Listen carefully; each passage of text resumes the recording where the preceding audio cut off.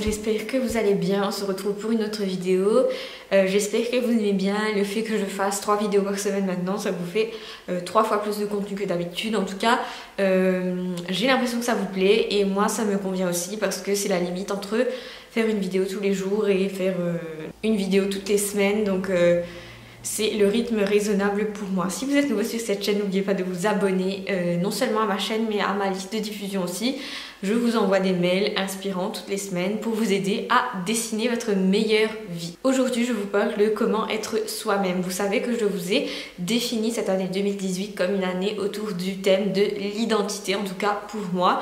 Et dans le cadre de ce thème, aujourd'hui, je vous explique comment être vous-même, surtout quand on est dans une ère, dans l'ère actuelle, où on est sans cesse inspiré, influencé par d'autres gens et où tous ces bruits de fond nous empêchent de comprendre comment on est. Souvent, vous connaissiez la crise d'adolescence, mais vous ne connaissez pas encore la crise d'adolescence, qui est pratiquement une crise identitaire similaire à la crise d'adolescence qui arrive de plus en plus souvent aux adultes, y compris moi, y compris je pense vous-même peut-être et les gens autour de vous. C'est le fait de se remettre complètement en cause quand il y a un événement qui arrive ou quand on est confronté à quelqu'un à qui on pourrait se comparer. Comment être vous-même? Voici mes conseils pour être vous-même sous votre meilleur jour et tel que vous êtes vraiment. La première astuce, c'est de savoir pourquoi on veut être connu. C'est-à-dire quelles qualités vous voulez que les gens vous attribuent.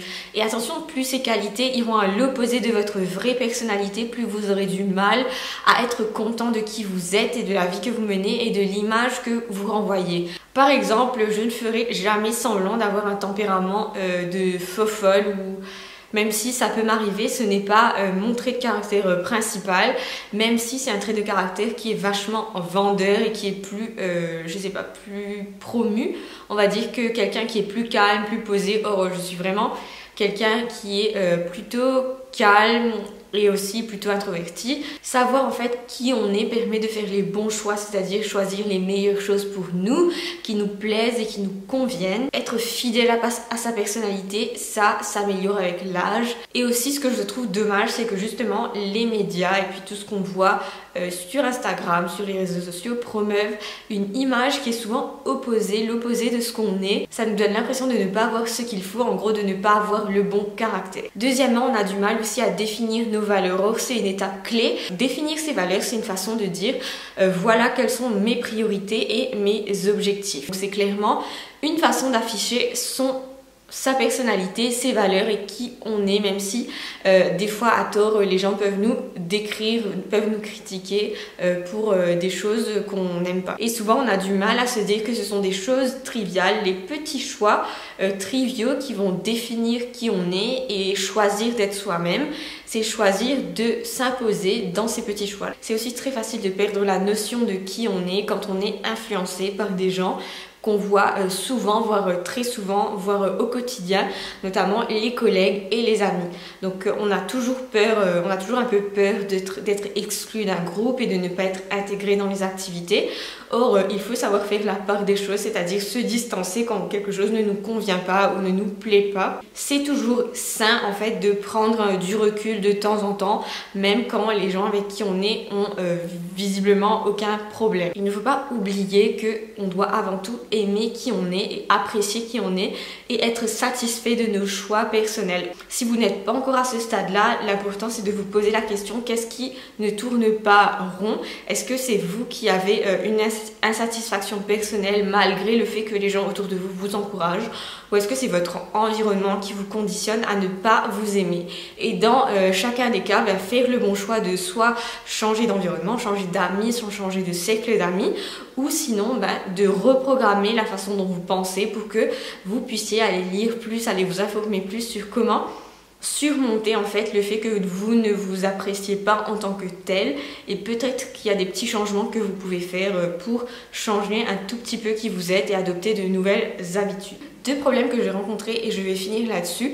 Le premier problème que j'ai rencontré autour de l'identité et de comment se définir, c'est une pression intense de la part des gens autour de moi. Donc quand j'étais plus jeune et plus fragile peut-être, j'étais sans cesse sous la pression qui était peut-être réelle en plus, que les gens ne voulaient pas que je change, ils étaient habitués à une certaine image de moi et j'avais vraiment la pression de changer, même si dans ma tête je sentais que j'en avais besoin. Du coup je me forçais à rester la même fille que je n'aimais plus d'ailleurs en face de ces gens-là, parce que je ne voulais pas qu'ils disent « Oh là là, t'as vu comme il a changé, t'as vu comme machin fait maintenant ». Et deuxième problème que je peux identifier, c'est le fait de vouloir initier un changement à travers une rébellion en fait. C'est de se dire je vais m'énerver contre, souvent ce sont des gens proches, votre famille, vos amis, votre petite amie ou n'importe qui est proche de vous. Souvent on s'acharne contre ces gens-là parce qu'on pense que c'est eux qui ne comprennent pas qui on veut devenir ou qui ne comprennent pas en fait nos réelles intentions. Or la plupart du temps, avec le recul, ce que je peux dire c'est que c'est nous qui voulons changer, qui nous exprimons mal sur nos intentions et qui nous voulons être.